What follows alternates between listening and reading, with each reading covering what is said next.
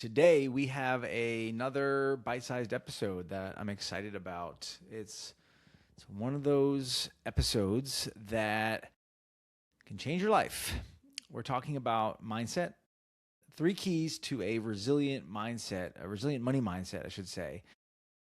The mind is a very powerful thing. As you know, the brain is 3 pounds and it pretty much does everything. It's responsible for our thoughts, our feelings, which lead to the actions or inactions and the identities we have and our perceptions. I mean, man, it's so deep, it's crazy. There's also a lot of garbage out there when it comes to mindset. There's a lot of woo-woo stuff out there, and I've been studying this stuff for decades, and I want to share a few of the things that I think make the biggest difference with a resilient mindset. I'll say this. It's kind of frustrating for me when I see people who maybe have a podcast or speakers and they kind of seem like they have it all together and they've mastered all this stuff. I don't think that's true for anybody. I think we're all human. We're all a work in progress. We all struggle at some level. So I just want to acknowledge that as we get started. I struggle with all of these things, and it's a work in progress. It's a muscle like anything else. It has to be developed. I think that's the biggest key is awareness and giving it the attention it deserves. But I'd love to get your feedback on this. Let me know if this is helpful. This is the stuff that's really helpful for me. The tactics and the strategies are great, but if we're honest, a lot of it isn't rocket science. In business, what do we have to do? We have to have a really good service. We have to price it right. We have to keep our expenses disciplined. Got to make a profit. I mean, it's not rocket science. And usually the reason why we're not where we want to be isn't really because we don't know the tactics. It's not because we don't know what we should do. It's just like our clients. They know the apple is probably better than the chips, and that going for a walk after dinner is probably better than not. Having the salad with chicken might be better than pizza, depending on their goals. And so they know these things, but they don't do it. They don't have the support. They don't have the accountability. But a lot of it comes down to mindset, flawed beliefs, and that kind of stuff. So I am just excited to share this stuff. I'm going to share three things, as I often do. So the three keys when it comes to developing a resilient mindset. And I'm going to give lots of examples, which I have my notes here in front of me, that I want to share things that you can actually do. So you can commit to doing one of these things. You can do one per area, and I think they will all make a difference over time. It's not magic. It's gonna take time. But the first one, don't tune me out after you hear this because it is simple, but it's not easy to do, and so few people do it well. And that's to be appreciative. The more appreciative you could be, the more creative you'll be, the more positive you'll be, and the more successful you'll be. From a result standpoint, I mean, we're not really being appreciative to get better results, but it is a byproduct. I mean, think about who would you rather do business with? Somebody that's really thankful for you, like genuinely grateful for your business, or someone that takes it for granted. You go into a store, you order some food, and they could care less as you're there. They don't even look you in the eyes. They're looking at their phone. It's like, man, I can go somewhere else where I'll feel appreciative, and that's the way it works, whether people admit that or not. So there will be a positive return on that, but it'll also just make you enjoy things more. The idea of discontentment is such a hard thing. It seems like it's our default. There's this idea that the formula for happiness is for your expectations to be lower than your reality, right? If our expectations are so ridiculously high, and I'll just share this. I don't know if I've shared this before, but I've actually been to therapy a while back over this, and it's just he called it unrelenting standards, and it's sad because things can be going really well, but if there's always something more, there's always another target to hit. And it's tricky because as entrepreneurs, we're sort of wired, and it's not all bad. It's not all bad. Like discontentment is, some of it is semantics. I mean, there's some positive elements to it where if we were totally content to the point that we didn't want to do more, then a lot of things wouldn't happen. We wouldn't get things done. There wouldn't be different inventions or services or products. So there is some good in that drive, but I think we want to find the balance of being grateful and appreciative and being content with also being motivated and inspired to continue to do more. So a lot of that is just awareness of where that motivation is coming from. I think of this story where we moved here to this new house. It was about 3.5 years ago, and it was like a dream house for us. Honestly, it was better than anything we've ever expected. More property, just beautiful craftsmanship, like amazing.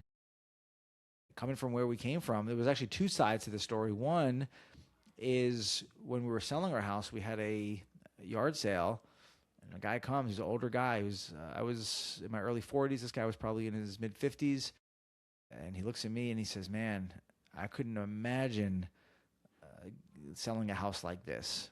And to us, that house, it was a good house, but it was definitely not the dream house. It was something that we were looking to move past. And then we moved to this house, which was our quote unquote dream house. And that feeling of wow, like that euphoric feeling of wow, look what we've done, look what we've accomplished, look at the blessings.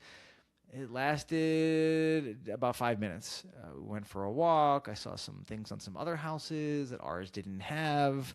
A lot of these houses around here, they have, I don't know, like an attachment or just like an extra part of their house with an extra room. And man, that would be nice with all of our kids. And then you see this one has a pool, and then you go over to the next neighborhood and the houses are a third or more bigger. And then I had to really catch myself. It's crazy. You work your whole life to get to a point, and it's that idea of like how much is enough, just a little bit more. So what is the solution? Again, I don't have it figured out. I still struggle with this. I struggle with it with achievement as well. It's not just physical things, but it's achievement. It's like there's always another level to get to. There's always going to be somebody better. A couple of things that help. One is really just trying to ingrain a spirit of gratitude. One of the things we do as a family, which is something we've been doing for a long time, is when we have breakfast together, we all share 3 things that we're grateful for. So it's important to verbalize that, and they can be people we're grateful for. They could be physical things, financial things, like I said, people or relationships. It could be spiritual things. It could be anything, even like the simple things that it's so easy to take for granted. Like if you think about what we need versus what we have, there's such a gap there. Like I'm sitting in this comfortable chair. I have this nice glass of cold water. And these are all things that like aren't guaranteed. They're not things that everybody's just guaranteed to have. So just acknowledging those things can really change our perspective, and keeping in mind that you are not comparing yourself to somebody else. That is a recipe for disaster, partly because we just don't know what other people's full scenario. Like for me, it just makes no sense. Like we're all on our own path. So if I compare myself to another person, even if I try to find somebody, okay, this person is maybe they're a fractional CFO or a financial coach, or they're the business coach, and they're kind of similar lanes, and it just doesn't work because there's so many different factors. We all have our own unique circumstances, everything from our background to our goals, our strengths, our weaknesses. I mean, there's so much to that we want to just compare ourselves to ourselves. So comparing ourselves to where we were yesterday. I was talking to a guy yesterday. We were at a pool party, and he actually brought this up. He knows the field I'm in, so he actually asked me. It was really interesting. He was straightforward. He asked me if I struggled with discontentment, and I said I was honest. I don't struggle a ton with physical or material. I mentioned a guy that I know that has all these houses, and he's like, "Do you ever like think like, man, like that'd be really nice to have?" And I mean, I'm human, but I don't really struggle with that. I don't really want houses all over the world per se. But I mentioned some of the struggles I did have, and he shared his, and he was honest. He said he does wish he had a lot more money, even though he's doing well. And we both kind of acknowledged the idea that like our past selves would have thought where we are now is absolutely amazing, and that it's like that goalpost keeps keeps moving. And again, don't have all the answers here, but just I think awareness is good. I think it's developing that spirit of gratitude. I mean, there's lots behind this. You could journal. There's lots of things you could do. But let's move on. The second one, the second key here for a resilient mindset is to regularly get slightly outside your comfort zone. This is a huge one. I started doing this recently in my jiu-jitsu training. I would fall into the trap of, I'm not proud of this, but not that I would like try to dominate everybody and be a jerk, but I would, sort of not necessarily like nobody really wants to lose, especially you have some pride, you've been training a long time. But what I started doing recently is getting slightly out of my comfort zone, putting myself in worse positions, just not caring so much about the result, but really just looking more to learn. And it's made a dramatic difference. I'm enjoying it more. I'm learning more. I think I'm actually getting better at 46 years of age, which is really cool. And you could do this we want to obviously bring this to the business and money side. Think about getting out of your comfort zone slightly in your sales process. This is a total game changer. Think about the questions you ask, and what are some questions that are slightly outside of your comfort zone. Maybe it feels a little awkward for you, but you could really uncover a lot with your prospect. Think about money habits. Maybe you're not comfortable looking at financial statements. So you do that for set a 10-minute timer and look through that statement. You're maybe doing the difficult transfer. Maybe it's a savings transfer, and you're not sure the money will, you'll be able to cover it but you do it anyway, or you do a smaller amount. You are maybe raising your prices a little bit. Just raise your price. Just go for it. Just raise your price. Next person or next 10 people, just raise your memberships, a small amount. Maybe it's even just to match inflation. Just get comfortable, just slightly getting outside your comfort zone. The last one is related, but I want to make a separate point of this, and that is to set failure goals. We often set goals in areas that we know that we can be successful or that we can achieve in, but setting failure goals will change everything. So you're basically setting a goal to get more no's. Instead of making 2 sales this week, try to get 20 people to say no. I promise you that your results will be better. Rejection, people saying no to you, is not easy. Nobody likes it.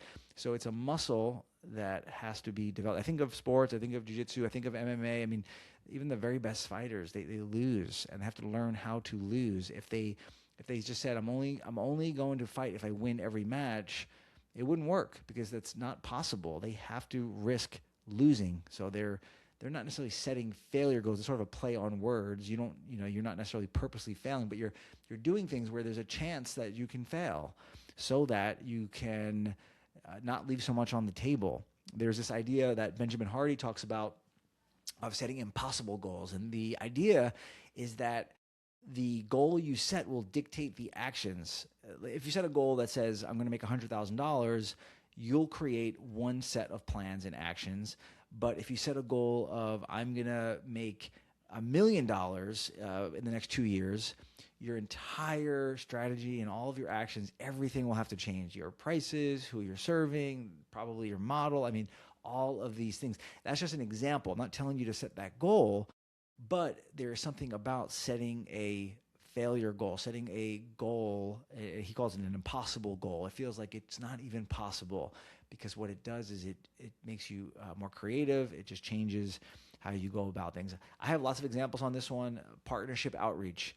I remember when I was super young trainer, I was in my early 20s. I did this without even realizing it. I reached out to a local physical therapy clinic, and I ended up making this offer, and I was way over my skis. I was a young guy. I did not know, I did not have it all figured out, and I still don't. But I reached out and I proposed this deal where I would come in and I would contract the gym, and we did a percentage of revenue split. It was this thing that I could have easily got turned down, and fortunately they said yes.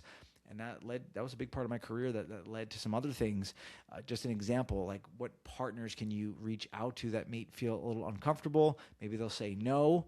Speaking is a big one. If you like to do public speaking, reach out to somebody. Maybe it's the Chamber of Commerce. You're a little uncomfortable. Maybe they'll say no, or maybe it's a paid gig, whatever that level is for you. That's slightly uncomfortable. You'd be amazed at how many yeses you'll get when you try to get no's. Asking for sales is a big one, like I talked about. Just challenge yourself. Just reach out to a few people and just say, hey, I'm looking for 3 people to work with. I thought of you. Would you like to start a program with us? I mean, you could obviously word it better than that, but just get out there and set those failure goals. The thing you want to launch, maybe it's a book, maybe it's a podcast, maybe it's a program, but you're just worried it won't work out. Just go for it, because you will learn. Well, that's what I have for you today. I hope you find this helpful, talking about the 3 keys to a resilient mindset. I share this partly for myself because I need to hear this myself. I have to remember to be appreciative. There's so much we have, so much to be grateful for. It's so easy to focus on what we don't have. So I'm right along with you. If you struggle with that, I'm thankful for you. I'm thankful for being on this journey together. The second one is getting slightly, that's the key, too much and you won't do it, too little and you won't grow. So get slightly outside of that comfort zone. Do it in all areas because I think it's all related. So like in my case, it was jiu-jitsu. Maybe for you, it's your workouts. It's going up in weight. It's doing more sets. It's doing some extra cardio. Or maybe you have some other hobby or something else. Get slightly outside of your comfort zone. Maybe it's conversations with people. You're talking to people you normally wouldn't. You have to get out of your comfort zone. Maybe it's asking questions that you're a little nervous to ask. My big challenge to you, if you'll take this, is to do it in the sales conversations. Ask questions that are uncomfortable for you that can uncover a lot with your prospect. Maybe it's around pricing. Ask them ask them something that is uncomfortable. Just say, a lot of people, they're nervous about the money when signing up for something like this. I'm wondering how you're feeling about that. Just put something out there that's like slightly uncomfortable. You'd be amazed at what comes out of that. And finally, set failure goals. If you set failure goals, you'll be amazed at what will happen. You'll get even closer to your potential. I'm excited to hear how you do with this stuff. Keep me posted. If you need any help with any of this, reach out. I'd love to hear your feedback. What'd you like? What'd you not like? What would you add? And looking forward to some more great things ahead. A lot of things in the works. If you are going to be in Providence, Rhode Island for the Perform Better Summit in Providence, I will be there. So be sure to say hello. We'd love to connect. Thanks so much for listening. Until next time, you're listening to the Your Fitness Money Coach podcast.